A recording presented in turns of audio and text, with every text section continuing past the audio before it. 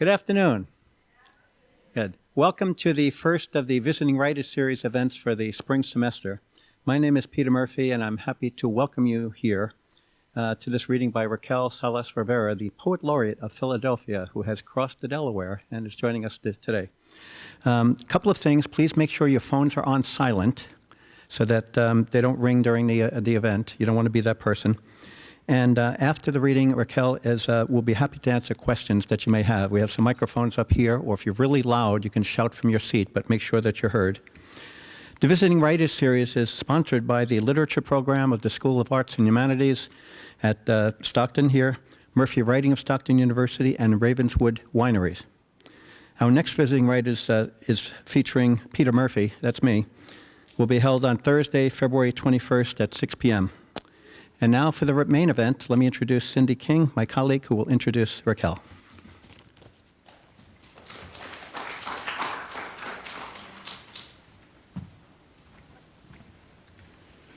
Thanks all for being here. I'm Cynthia King. I teach in the literature program, and I'm really, really pleased to be able to introduce to you today Raquel Salas Rivera. Raquel Salas Rivera is the 2018-19 Poet Laureate of Philadelphia.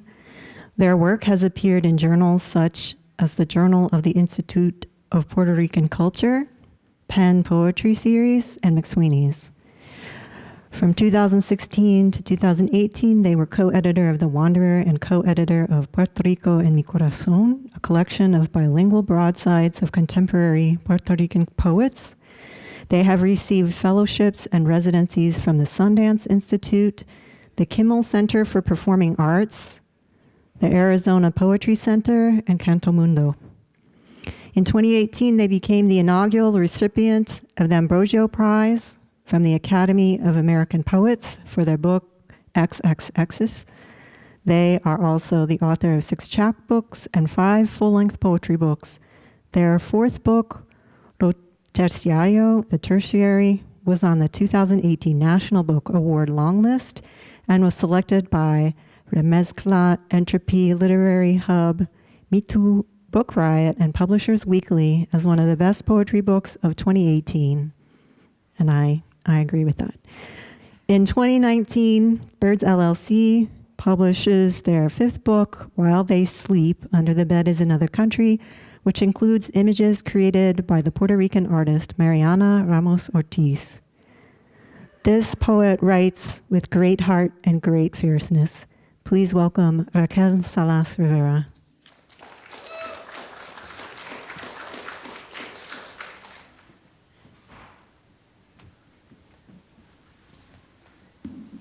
Hi, everyone. How we doing? Yeah, okay. So I figured I'd start with some happier pieces, and then I'd get really, really sad. Does that sound like that's how time goes? At least it does for me. Okay. Maybe I'll end with something nice, so that you don't leave thinking the world is terrible. Okay, so this is work from my 2nd book. My 1st book was published in Spanish in 2011, so I was 26 years old. And it's called Caneca de los Turbios. It's still being sold. You can order it online if you are a proficient Spanish speaker. I would recommend you be a proficient Spanish speaker only because a lot of the language in the book uses a very particular dialect of Puerto Rican Spanish. And so not only do you have to be able to speak Spanish, but you have to be able to speak a range of Spanish from, you have to be very familiar with the Puerto Rican way of speaking Spanish. You have to be familiar with a more Baroque, more academic way of speaking Spanish. Or you could just read it and be totally lost, and I'm fine with that too, because you're allowed to read whatever you want. My 2nd book, Tierra Intermitente, I began writing when I moved to Philadelphia, and it only recently did I translate it into English, and this is actually a 2nd edition of the book that is in both Spanish and English. So this one you can read in English. You will always miss something, but you will gain access to something else. And so in English, the title is Intermittent Land. And I will be reading a few poems from this book.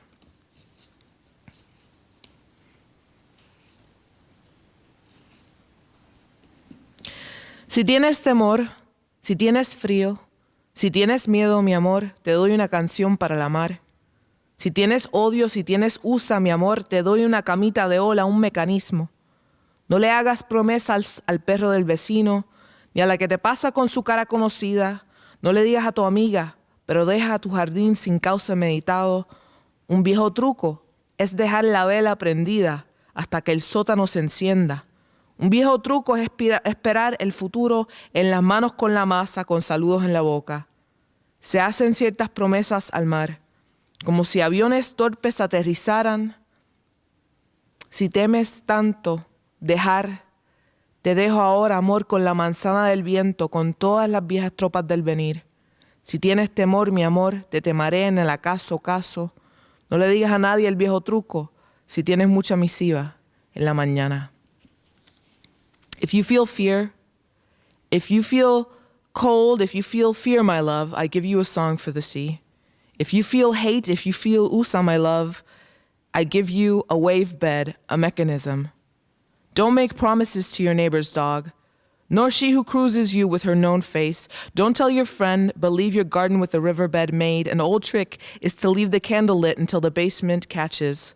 An old trick is to wait for the future, red caught in the hands with hellos in the mouth. There are certain promises made to the sea, as if clumsy planes landed. If you fear so much leaving, I leave you now, love, with the wind's apple, with all the old troops of arrival. If you feel fear, my love, I'll fearify you in the perhaps dusk. Don't tell anyone the old trick, if you have too much missive in the morning. Canción cantada. Te me ocurres y te acepto como una realidad. Eres mi día largo de lentejas. Te hiervo, te deshiedro, te contengo, te condiablo, te meneo, te salpico, te sahumo, te atribuyo. Te me mareas y te llevo como se lleva la red a la pesca, la mujer a la sirena, como se cocina un machucamiento después de lavar los cuerpos. Llegué al agua limpia, llegué al vuelo libre. Llegué al día despierta, llegué al monte disipada, llegué al llegar con tumefacciones de pitirra pitorrado. Ya ebria de la aventura, era más que brida y voluntad, era menos que lo demás. Te me haces y te muevo a mi centro como una convicción. Llegué al dólar harta, llegué al puerto partida, llegué al mismo mimético ayer novata, llegué como retorno roto. Soy canción cantada. Llegué a ti con todo.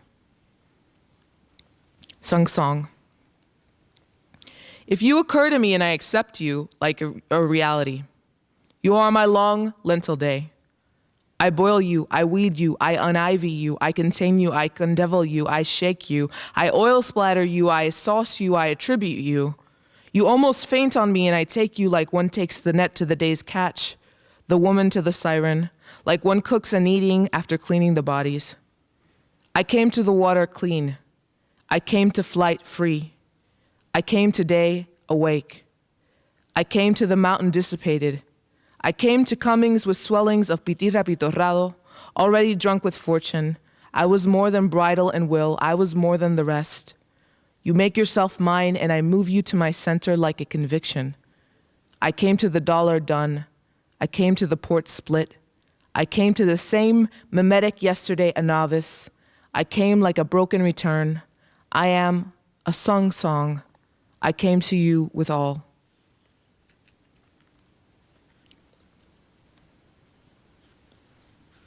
Cola de lagartito. So, en Puerto Rico, bueno, un lagartijo is a lizard. So, en Puerto Rico, lagartijo is a lizard. Un lagartito is just another name for a lizard, but we like diminutives a lot. So we add ito to the end of everything. Not because things are smaller, although sometimes they seem smaller, but because there's a tenderness and smallness in the diminutive for us. So read that how you want.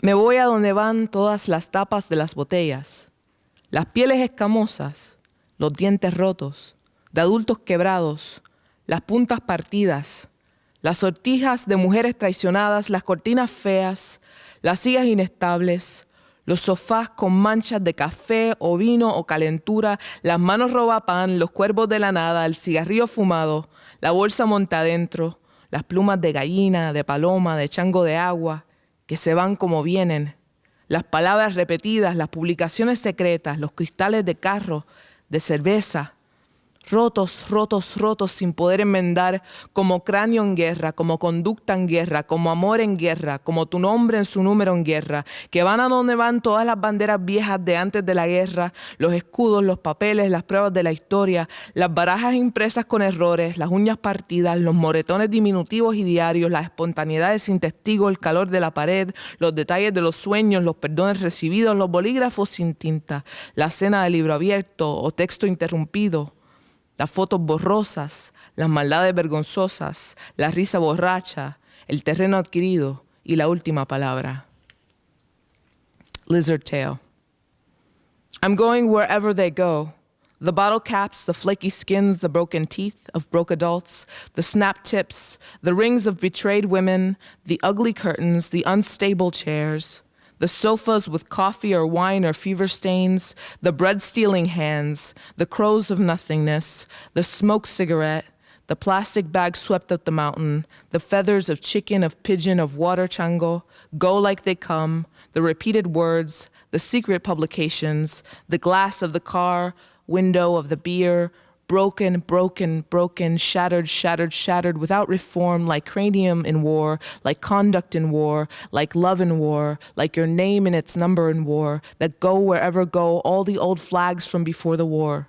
The shields, the papers, the tests, the history, the card decks printed with errors, the split nails, the minute and daily bruises, the spontaneities without witness, the heat of the wall, the details of dreams, the lost receipts, the pens without ink, the dinners of open book or interrupted text, the blurry photos, the shameful maldades, the wasted laughter, the acquired terrain, and the last word. So this next book, Lo Terciario, was probably, up to that point in my life, the hardest book to write, but I guess every writer says that about their last book, or should, right? If the writing isn't challenging you, isn't pushing you, then maybe you should be working harder to look within. At least that's how I see it. I dedicated this book to Puerto Rico, and all of the titles of the book come from a translation of Marxist Capital that was used by the Puerto Rican left in the 70s and the 80s. Now, a more personal story is that my parents met in a political organization, and my father was in charge of my mother's political education. And so at one point, he asked her out, and the way he asked her out was to say, maybe I shouldn't be telling this joke. He's going to be so mad. But he said, you know, when two people have a lot in common and they share many interests and similar worldviews and, you know, similar political convictions, they should be together, don't you think? And she, of course, was like, yeah, sure. Hypothetically, they should. And that was his way of asking her out. As they were discussing Marx. So I took that as an opportunity to rethink the relationship between the larger political structures and the more interpersonal private structures we navigate every day. And I felt that that distinction was one that didn't really hold up. This book is centered around the Promesa Bill. How many people here know about the Promesa Bill? I mean, you don't count. I talk about it all the time, and you live in Philly. Anybody else know about the Promesa Bill? Okay, cool. So it's a bill that was passed in summer of 2016, July 1st. It is a bill that put everything in Puerto Rico economically in charge of a board, and this board is composed of 8 people, and those 8 people make all decisions, and they weren't elected by Puerto Ricans. Actually 7 people. One of the 8 people is the governor, and he actually can't vote. And so everything on our island is being decided by this group of 7 people, and that includes the closure of more than 300 public schools. that includes the closure of 9 of the 11 university campuses, or 8 of the 11 university campuses of the public university. That includes drastic budget cuts in terms of hospitals, in terms of many basic necessities on the island. And this has led to a mass migration in Puerto Rico away from the island. This happened before Hurricane Maria, and it has continued after Hurricane Maria. The board hasn't stopped. And so this book was written around the control board, and what I found was in the reading the language of this bill, it actually looked strangely very similar to the language of Marx's Capital. There was a certain distancing move that was happening away from people and lives and experiences. In describing capitalism, Marx tended to flatten things. And so I felt that language was very similar to the way the Promesa Bill, in describing the people that it was going to affect, tended to flatten their lives and experiences and make them into numbers or figures in the distance, rather than people whose lives were going to be destroyed by this bill. So that was a really long explanation, but this is a really intense book, so check our time. Great. No se cambia una chaqueta por una chaqueta. Tomemos 2 mercancías. Por ejemplo, 50 años de trabajo y una deuda acumulada por 50 años. Como propietaria de la primera, decides llevarla al Caribe Hilton bancario donde daría mi vida por pagar esta deuda. Pero te explican que no da. Así como la deuda y los 50 años de trabajo son valores de uso cualitativamente diferentes, los trabajos por medio de los cuales llegan a existir, el del inversionista y el del colonizado. Tu vida no es suficiente. Tendrás que pagarla con el trabajo de tus hijos y los hijos de tus hijos. Digamos que les dices nunca tuve, porque nunca quise que heredaran mi deuda a aquellos que apenas saben distinguir entre coquito y leche.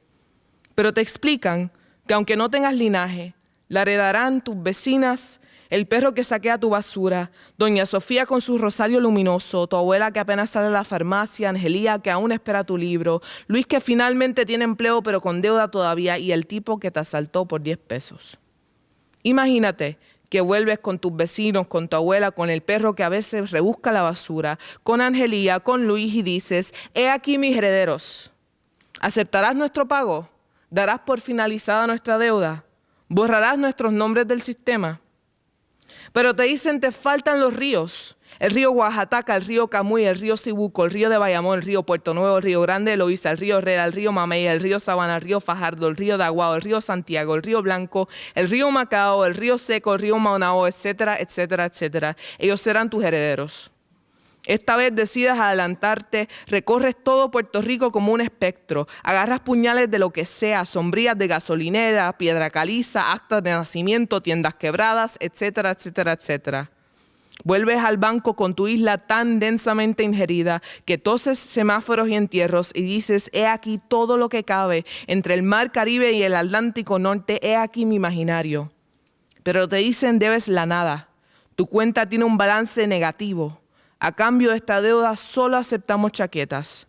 Pero esto sí que no lo tiene, porque casi nunca hace frío en Puerto Rico. Digamos que vas hasta Filadelfia a buscar las chaquetas que necesitan las abuelas, las Angelías, el río Maunao, etc. Trabajas duro, buscas una licencia con dirección renovada, compras 3, 4, 500 chaquetas, vas a la sucursal local y dices, aquí las tengo, quisiera pagar aquella deuda.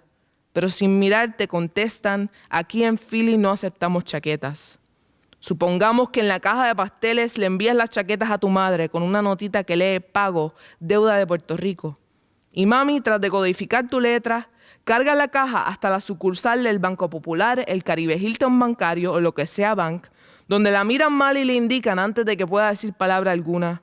Para entregar chaquetas, utilice la fila número 3. Imagínate que es una fila larga, larguísima, casi interminable. Una fila de 50 años.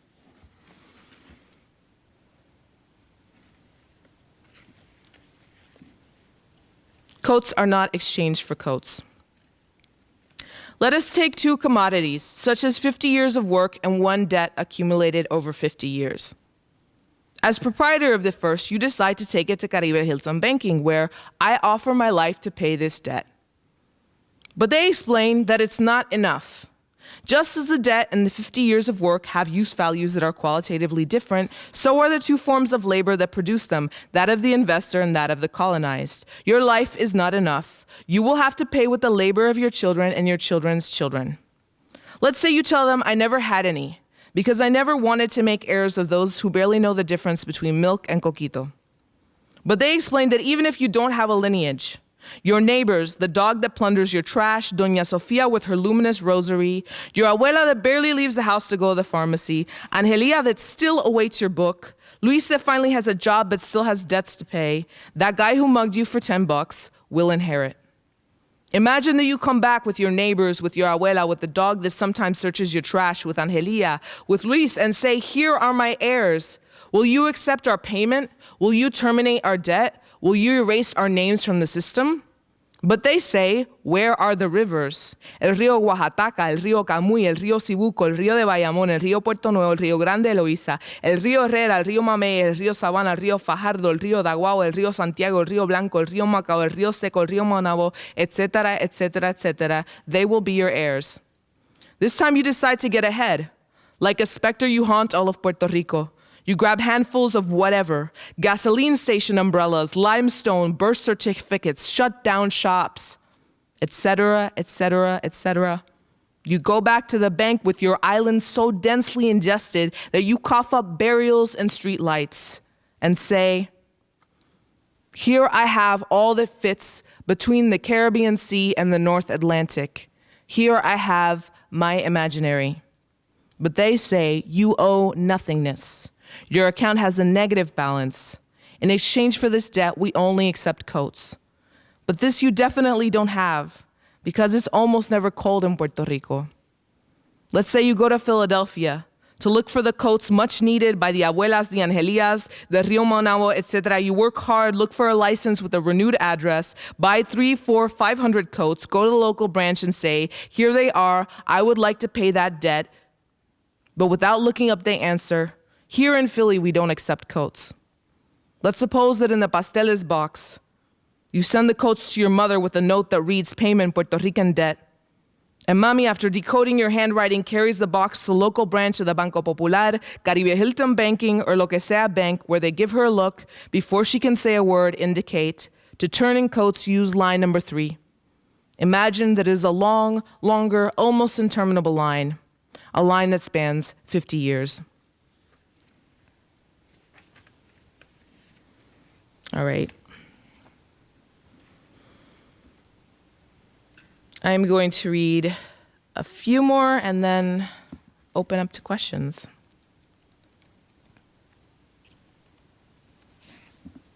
How are we feeling? Okay. Come on, y'all. Like that was a real question. Okay.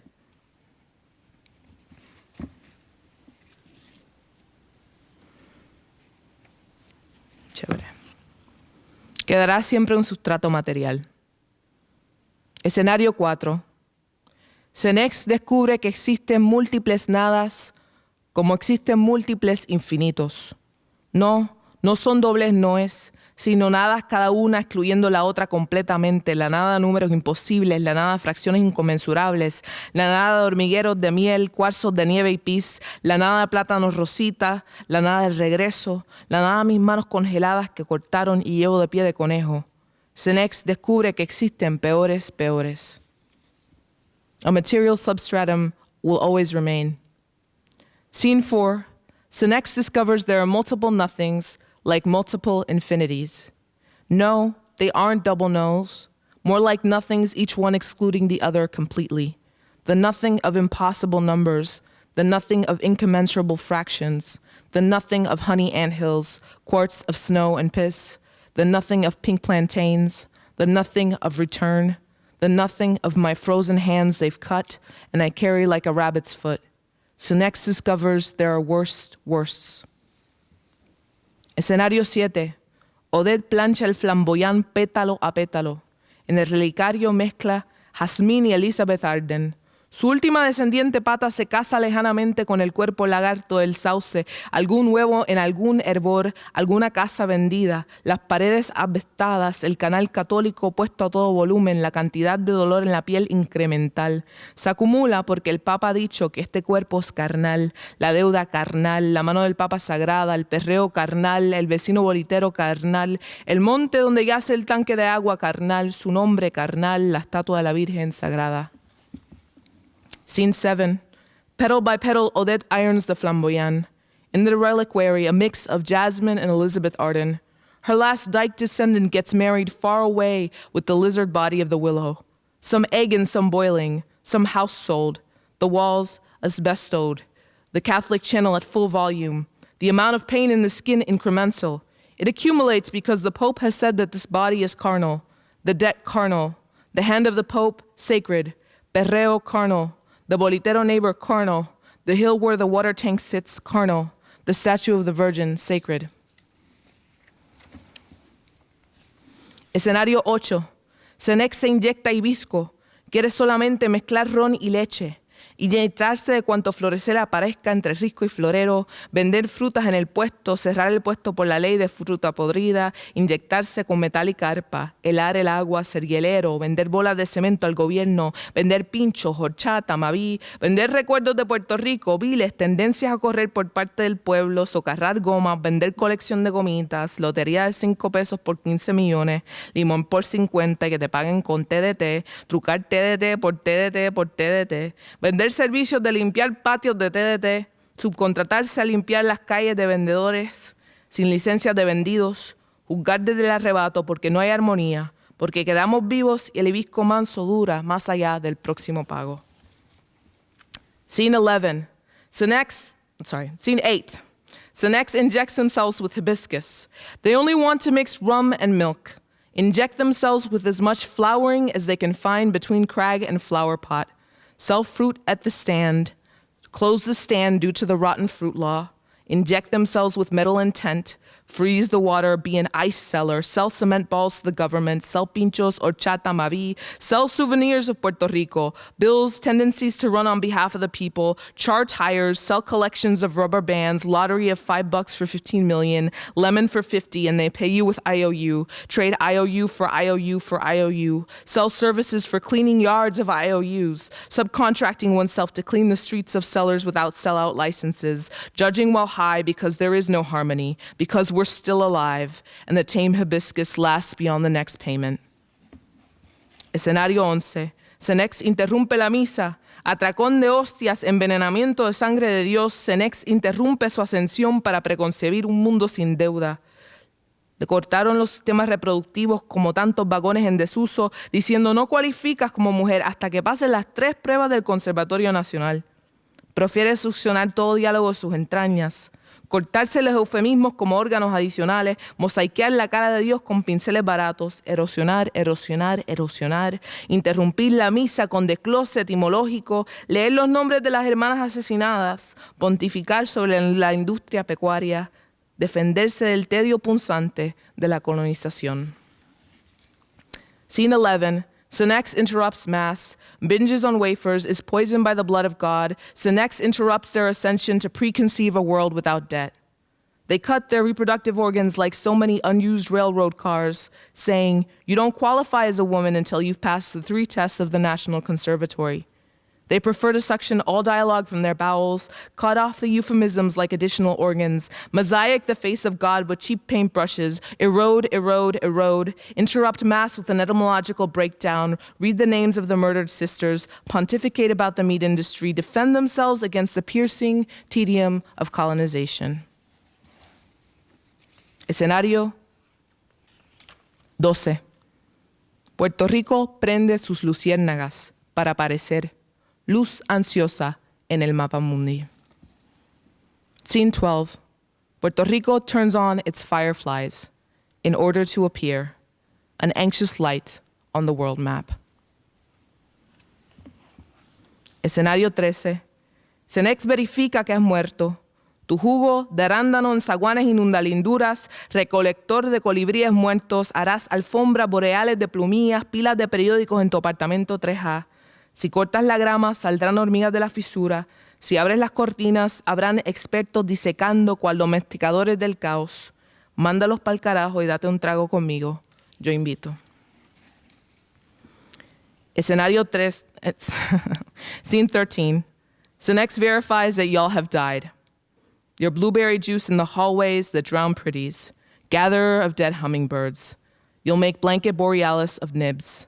Piles of newspapers in your apartment 3A. If you cut the grass, the ants will come out of the fissure.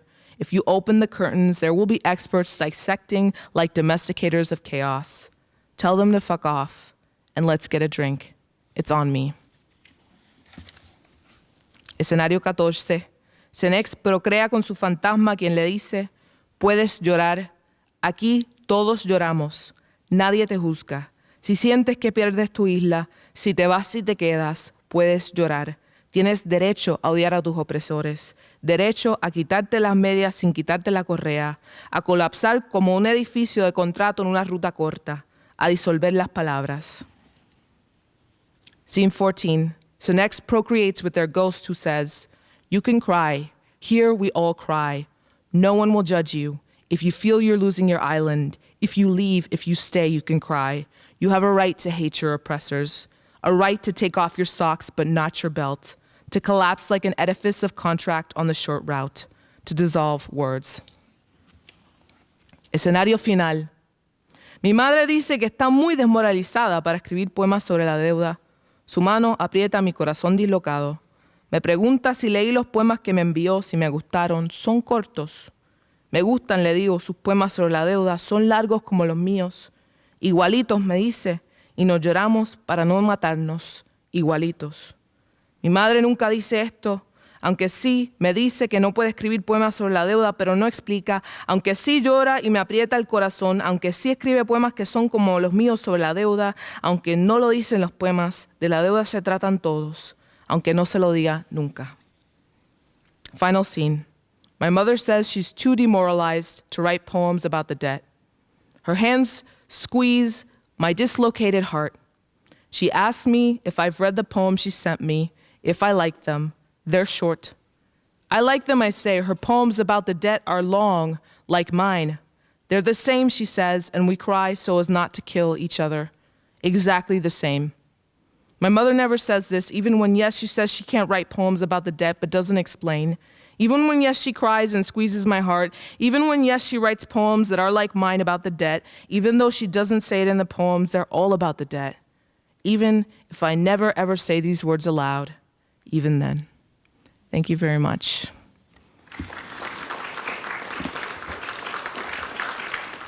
All right, so questions? Any questions?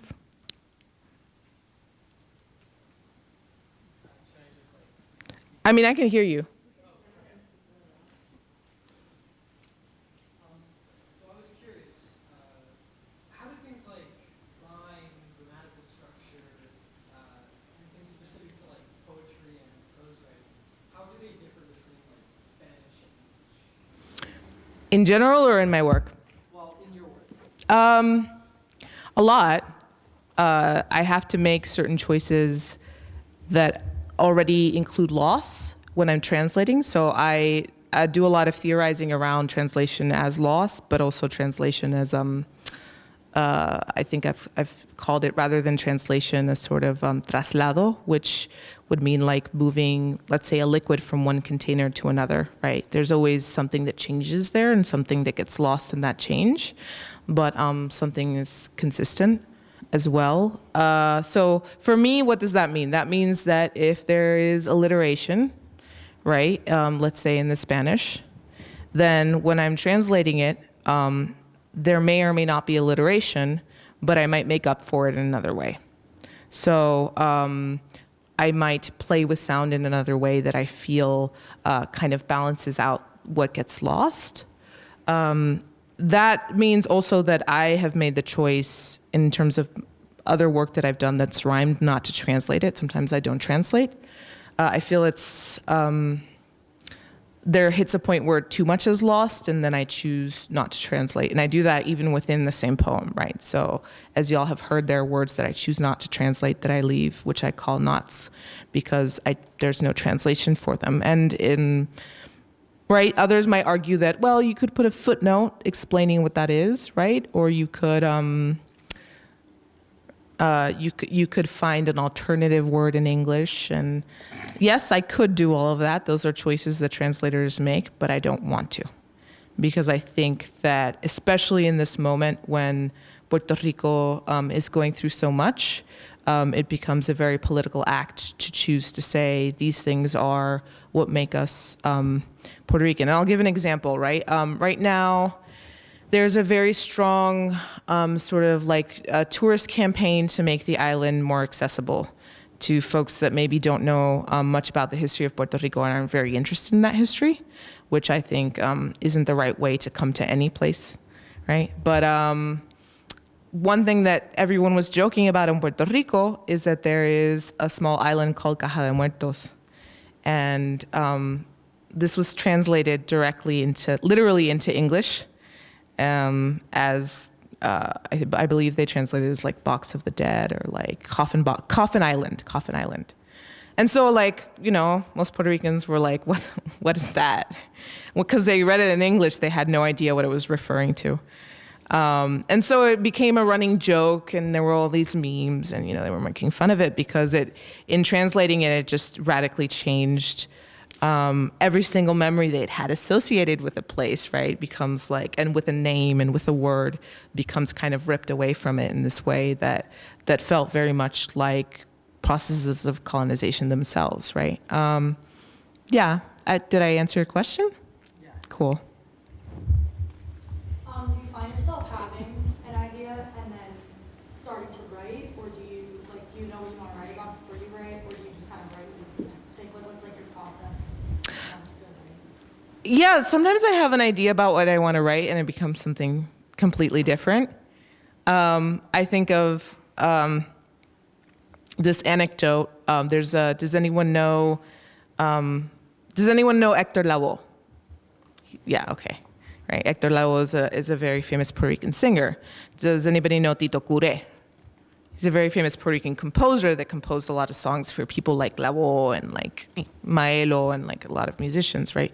So Hector Lavoe is the singer and Tito Cure is the writer of this song. And Lavoe comes up to him and he challenges him. He says, I want you to write a song about a newspaper story. This is very popular at the time. And Cure says, okay, I'll come back to you tomorrow with something. And the next day he comes back with a song called Tu amor es un periódico de ayer. Your love is yesterday's news. So it's not exactly a song about a newspaper article, right? But it does employ kind of a similar language. In that sense, I feel that's what it's like when an idea comes to me. Like sometimes it comes like, oh, I'm gonna write a poem about a newspaper article, and then it becomes a love poem. And vice versa. I might start writing a love poem, and then it becomes a song about Puerto Rico and the debt crisis, or a book about Puerto Rico and the debt crisis.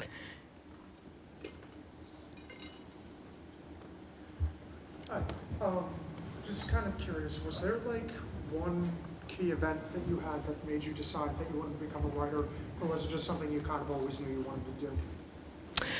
I always wanted to be a filmmaker, truthfully, because I really loved movies. I really love movies. And then I was like, okay, but I really love writing. How can I combine that? When I was young, I said, oh, I'm gonna be a film critic. And then I found out there's no such thing. I mean, there is, but you have to study journalism, and then maybe, if you're lucky, you get to write about film.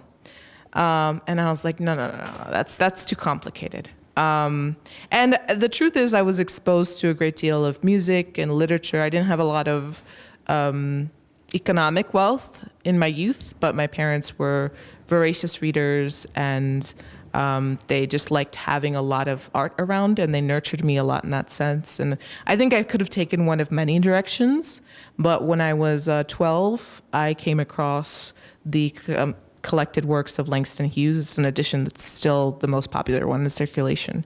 And I read it front to back and reread it and reread the poems that I loved, and I marked them with these little paper clips that are now rusty. I still kept the edition. And I think in that moment, I said, well, I want to do what these poems do for me, for someone else. And then I decided I was a poet. Thank you. What do you mean by the right to take off your socks but not your belt? Have you ever gone home really tired and just taken off your shoes and your socks and then kind of collapsed on the bed and not taken off anything else?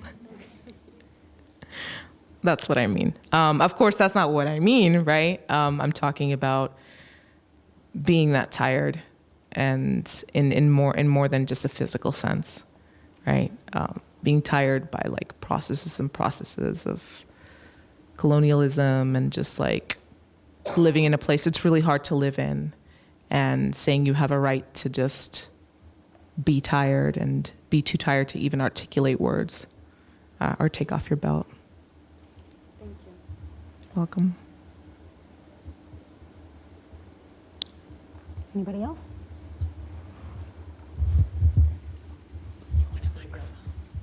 It's great that you asked that direct question. Like, I think people sometimes, I mean, I get it. Some poets are like, I don't want to, there's a certain kind of engagement with your own work where you're like, oh, if I explain it, it loses the magic. Sometimes I think it's good to ask, because sometimes it does come from something very concrete. Was there a question back here? Do you prefer to write poetry about political and economic and things like that nature, or do you also have any preference for like writing like less serious poetry? Well, it's a good thing you asked that question. I think my poems are funny, but I find that like when I go to Puerto Rico, people laugh. And I think that maybe it's a reference thing, right? Because I'm referring to very specific places and people in Puerto Rico, and my humor is a very Puerto Rican type of humor, which is just like things are really bad, and we've had to live with that for so long. So that we do kind of have a kind of tongue-in-cheek, kind of like end of the world humor. I don't know how else to describe it, but I don't know, every time I've read in Puerto Rico, people find it really funny. And they find it tragic as well, but I think that's part of our engagement with humor. And I think it's hard for me because I don't think of those things as separate things in my life. So I don't really think of myself as a particularly political subject or person in the world. I think of myself as who I've been, right? And that just happens to already be politicized by the particularities of my life. And so if I write a love poem, anyone here seen Moonlight movie? Okay. I feel like it's so bad asking people to raise their hands, right? But I feel like Moonlight, right? Like how can you talk about the beauty of moonlight without thinking of the pain already imbued in that film? Well, that's kind of how I feel. Or vice versa, how can you talk about the pain of moonlight without talking about the beauty? I think that's already part of like being a particular person in the world. But did I answer your question? Of course. You can talk a little bit about, from the last collection that you read from, sort of the physical artifact of the book and how the poems are laid out. I'm used to, in translation, I'm used to seeing just the sort of face-to-face, like you've got the poem in one language, and then on the opposing page you have the poem in the other language.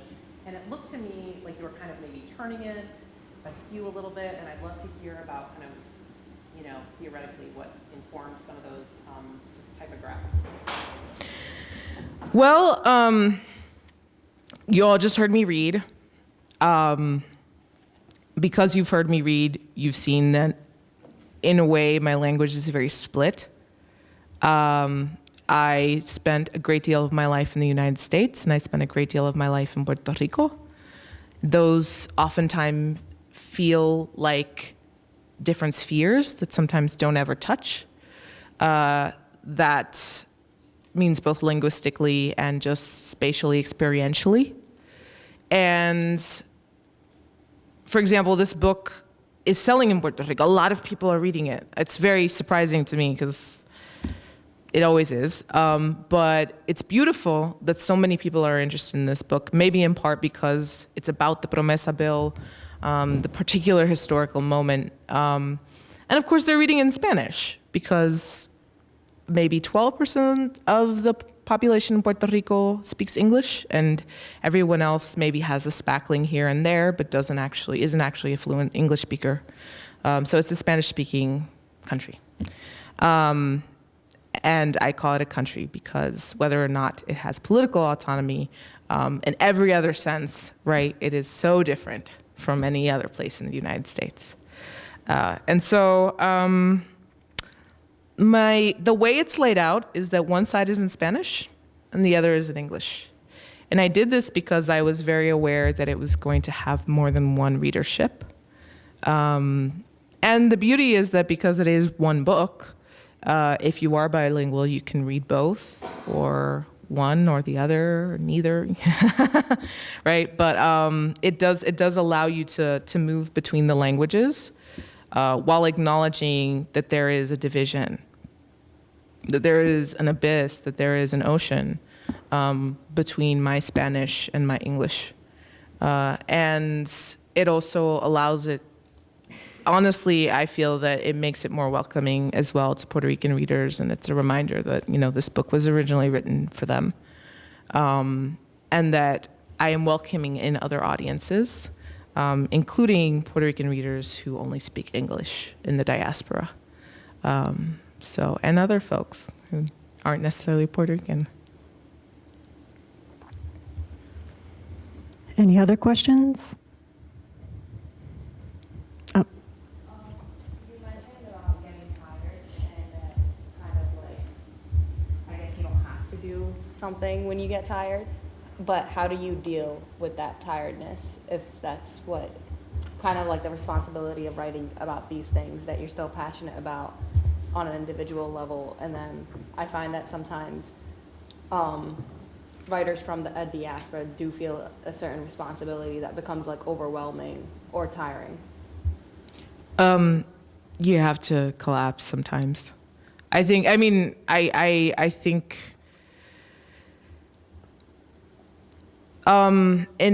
I don't know if this has happened to you, but sometimes when you're really blocked and you're really, really trying to write something, right? Let's say you're gonna say, I'm gonna spend 5 hours trying to write this.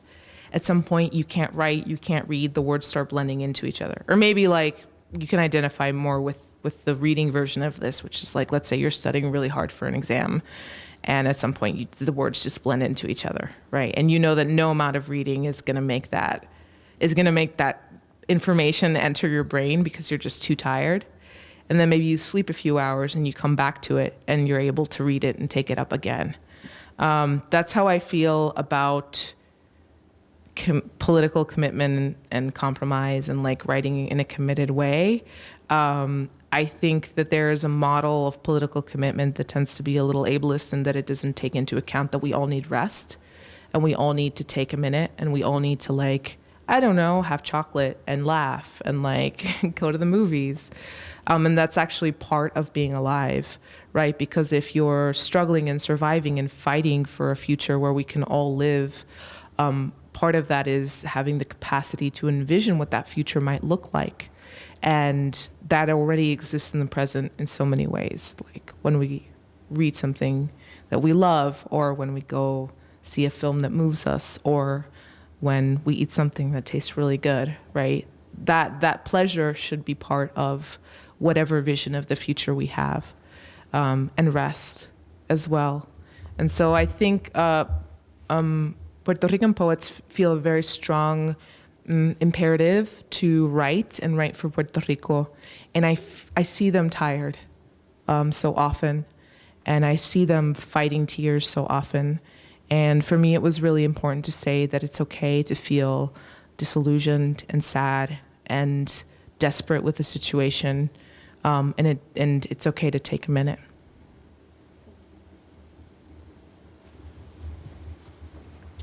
I just wanted to say you have a lovely writer's voice, especially hearing it out loud. I believe it was scene 14, one of your poems. It ended with to collapse like an edifice of contract to dissolve wars, and that was just utterly raw and beautiful. And as I enjoyed that, I thought, oh, I wonder what her favorite line of her own poetry would be. So it's just like a fun, genuine question. Thank you. That's a good question. I have verses that kind of stick in my mind. I don't know if I have a favorite one, but sometimes my favorite ones are the ones that are weirdly direct. I'm trying to think now. That was a really hard one. Wow. Mostly because there's a lot that like kind of sticks out in my own work. I feel very strongly about the very short fragment of the poem where, let me see if I know it from memory. Puerto Rico prende sus luciérnagas para aparecer luz ansiosa en el mapa mundi. So Puerto Rico turns on its fireflies in order to appear an anxious light on the world map. I feel very strongly about that. And it's taken on another dimension after the hurricane because of so many people were without light for so long, right? And I remember one of the first things that a lot of folks expressed was how devastating that was, but also that they could see the stars for the first time in a long time. Yeah. One more question?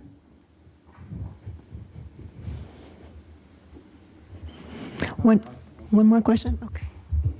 Yes, I commend your exceptional bilingualism. Living in two worlds is never easy. I am of the generation of your parents, and I know what it's like. I feel as if by now I could have bought an Eastern Airlines jet, or Pan American. But the ideal of la esperanza, hope, and to find that and see it in young artists, be it film, poetry, cuentista, dramaturgo, and exceptional work.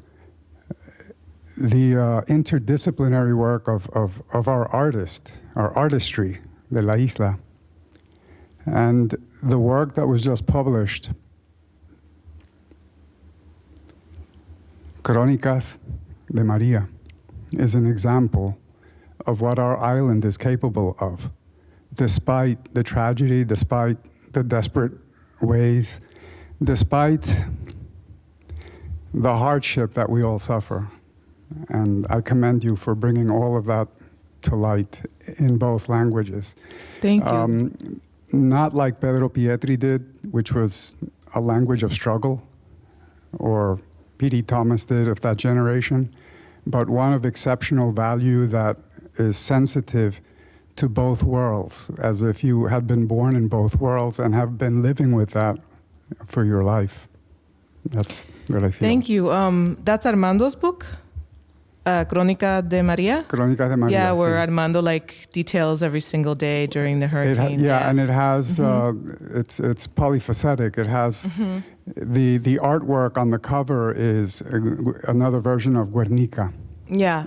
And it just came out in 2017. But I see your work in very similar fashion.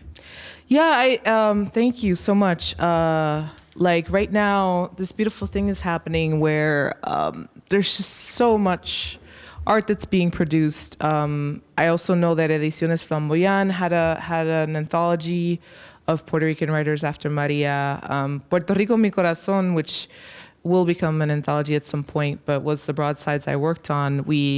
It was a really complicated project because I was in Philadelphia and I was calling my friends in Puerto Rico, and they didn't have phone signal, but I was finding different ways to contact them when they could, saying, listen, you don't have to send me work because I know you can't send work or do anything but survive right now, but if give me permission to select your work, which I already know, and then co-translate it as a way to raise money for Taller Salud. That was a project that was very, very painful to work on during that time, because I was also hearing from them stories of what were happening. And so it was both an editorial project and also like just kind of something else. And at the same time, like I think of presses like La Impresora, right? Or presses like Ediciones Agua Dulce, which Isla Negra, sí. En Ediciones Agua Dulce, the interesting thing about Ediciones Agua Dulce is that the editor went into debt because she continued to publish books during the period of the hurricane, right? And so few of those authors are being read here, and oftentimes, even in Latin America, I think it's a problem that extends beyond Puerto Rico. It's a Caribbean problem. It's a problem of colonization. And I think it's important to say that there are many, many, many, many Puerto Rican writers who are producing and have been producing work for a very long time, and that we don't need other people to speak for us because we've been speaking the whole time. And I think that's part of what I kind of, the point I like to make, right, is that I'm very wary of any calls to like help Puerto Rico that aren't collaborative with Puerto Ricans themselves, or that don't take into account that Puerto Ricans themselves are fully capable of helping ourselves. And we've already done that. We've already proved that. During the hurricanes, it was the diaspora that mobilized. It was the diaspora that mobilized to send cans back home. It was the diaspora that mobilized to send lights back home, to send money back home. And it was Puerto Ricans on the island that rebuilt, despite a government that wasn't listening and didn't care. And so I think that to see Puerto Rico as like the victim of something is a very one-sided and very flat vision of what Puerto Rico is, because we build all the time. We write all the time. We produce all the time, even when we don't have money, even when we don't have resources. We publish all the time. And I am only one example of that. I just wanted to say thank you for giving a voice to the voiceless, and through your poetry, casting a light on everything that's happened on the island of Puerto Rico, and really creating a pathway to cast light, but also for many of the Puerto Ricans on the island and Latinos overall, to see what it is to struggle, but also to have that courage and that willingness to hope for a better day. And you know, as Arnaldo stated, you know, Pedro Pietri, during his time, you know, gave his poetry that, you know, painted the picture of Puerto Ricans here in the United States, and Piri Tomas as well, and their struggles. But what you have been able to do in your poetry has been, you know, to cast that light on Puerto Rico in recent memory. And I had the ability to go to Puerto Rico in April, and to go through all the different parts of the island, and to see, you know, several months after the devastation, what the Puerto Rican people were still dealing with lack of running water, lack of power, and you know, just wonderful job overall. Thank you. Thank you so much. I mean, being compared twice to Pietri, like, my day is done.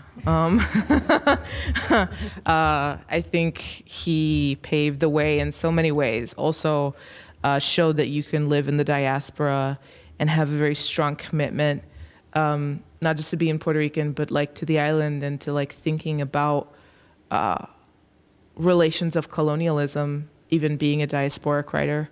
And I think that means a lot right now. So gracias, de verdad, de todo corazón. One more round of applause for Raquel. Thank you. Thank you so much for coming, and keep an eye out for the rest of the Visiting Writers series. You'll be getting, if you're a lit major or, if you're a lit major, you'll have the schedule in your inbox, and we'll have announcements posted around school. And our next writer is Peter Murphy, who is a great central figure in South Jersey writing. So come out and hear him next time. Okay, see you guys. Thanks for coming.